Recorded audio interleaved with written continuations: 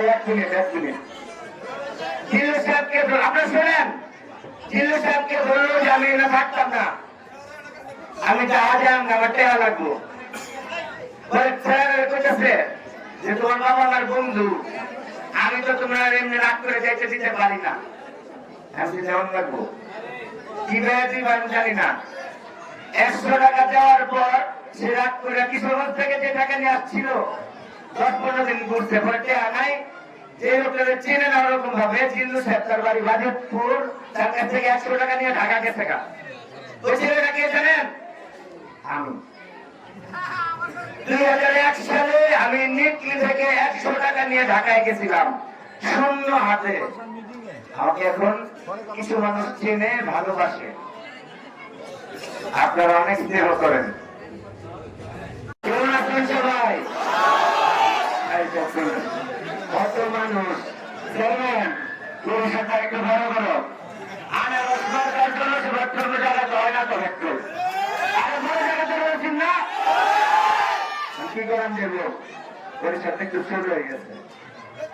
এত লোক, এত ভালোবাসার মানুষ আপনারা উপস্থিত হয়েছেন, আপনাদেরকে দেখে আমরা আবেগ আপ্লুত, আমরা অনেক সম্মানিত।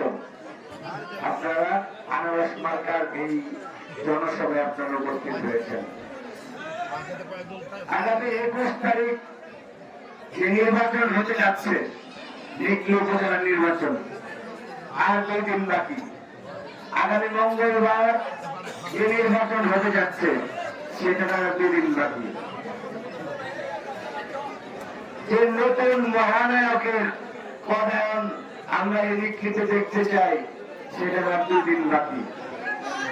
নতুন যে নেতৃত্ব দেখার অপেক্ষায় নিকলিবাসী সেটা 2 দিন বাকি। আনারস মার্কার যে বিজয় আমরা দেখতে চাই সেটা 2 দিন বাকি।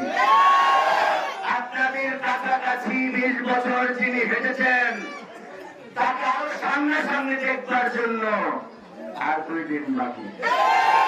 আপনার প্রস্তুত তো?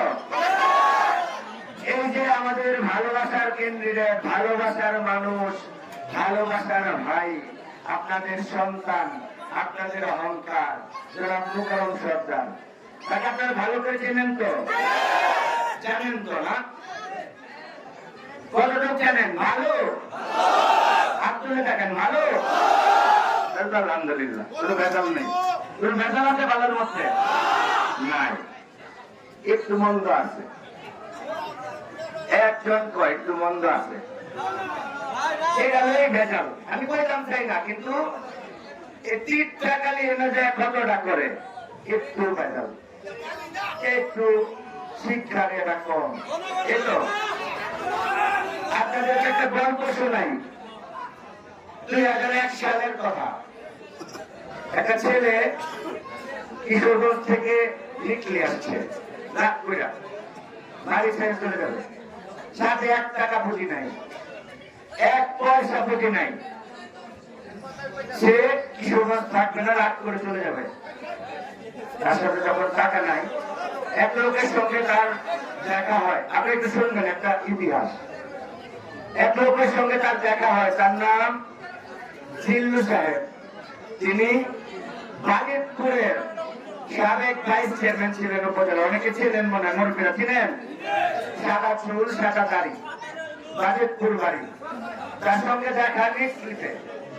একটা ছেলে ঘুরতেছে, কই যাবে না যাবে জানে না।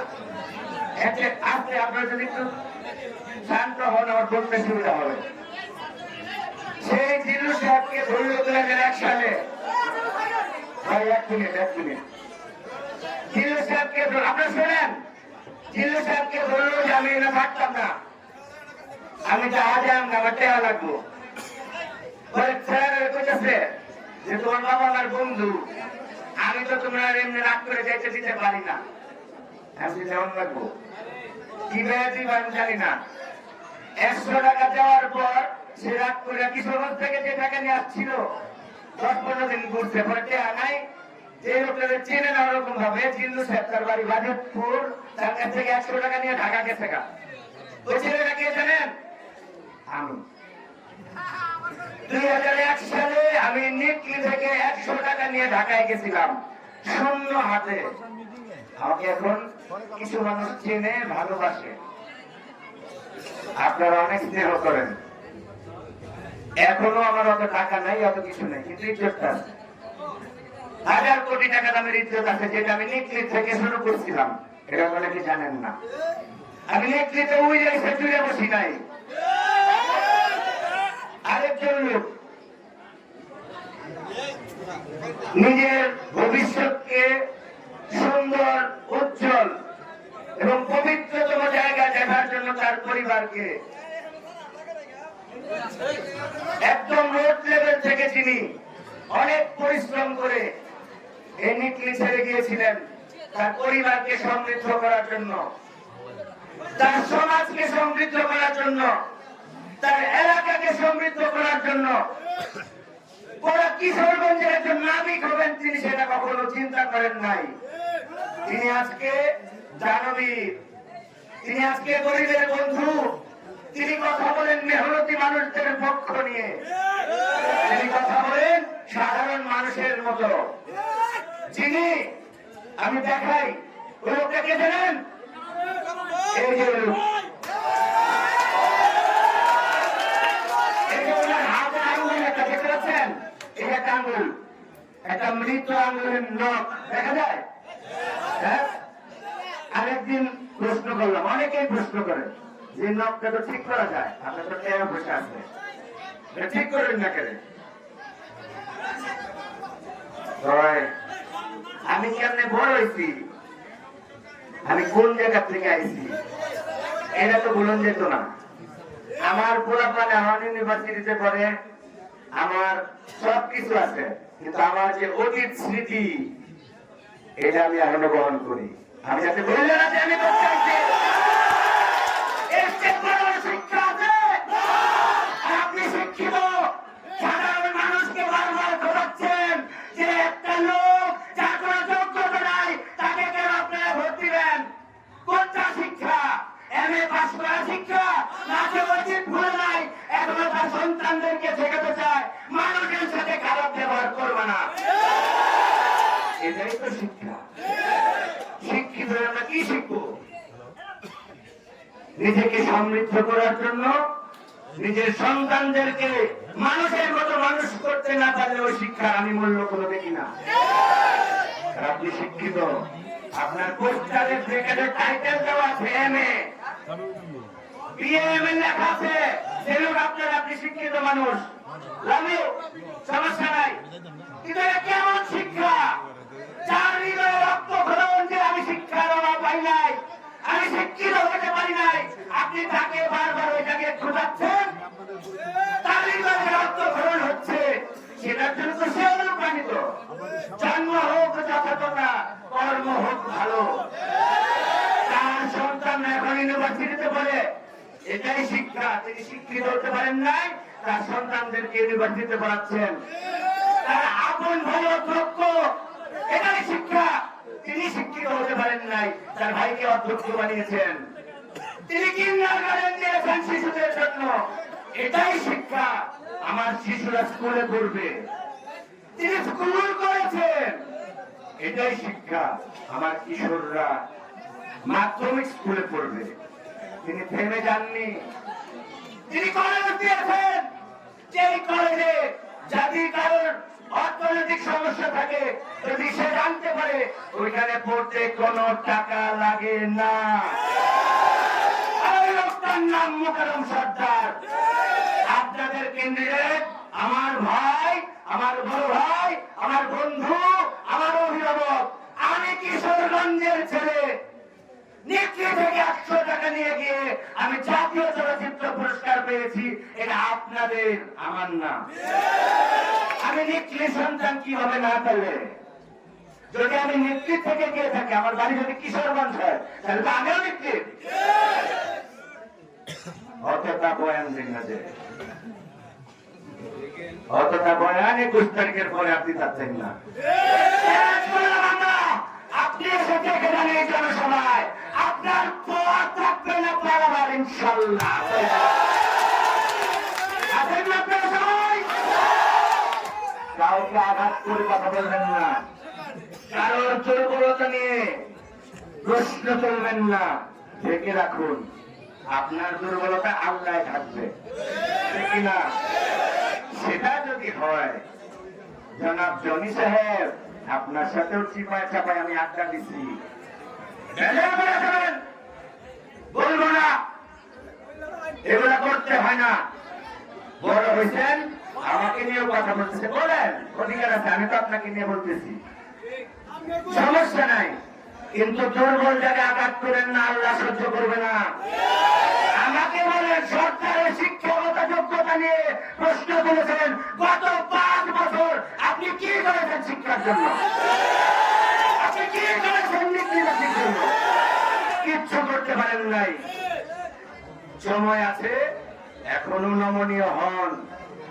আর 2-3 বাকি শুনতে করছি না, আসেন, আনারস খান, গরমে আরাম পাইবেন,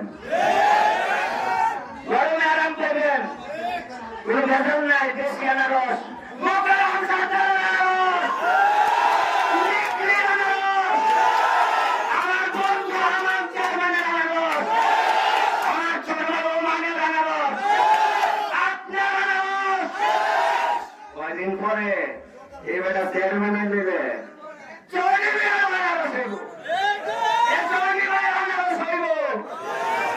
সবাই সুন্দর থাকুন, সুস্থ থাকুন, কারো কথায় বিভ্রান্ত হওয়ার কিছু নাই।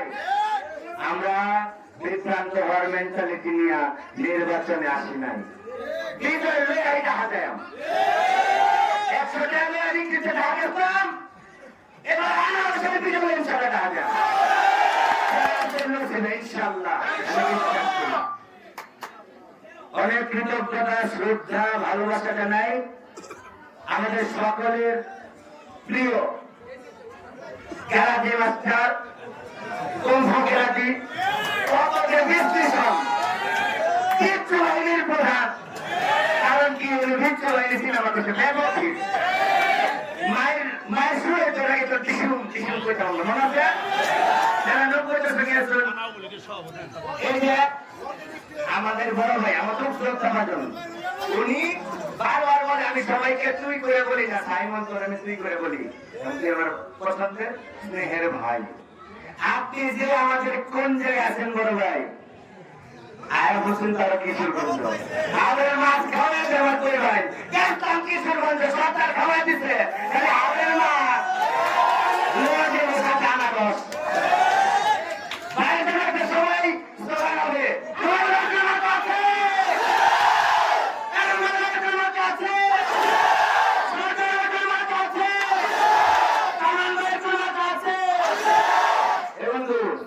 তোমার কাছে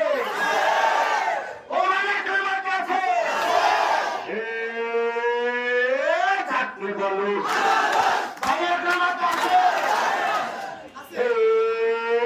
থাকলে বলো, 21 তারিখ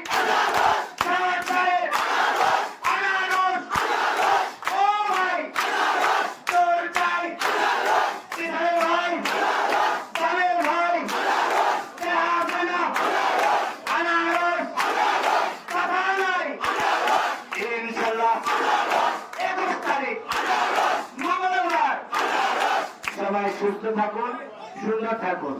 এখন থেকে সবাই কিছু না ভেবে আনারসের পক্ষে কাজ করুন, ইনশাআল্লাহ বিজয় নিশ্চিত।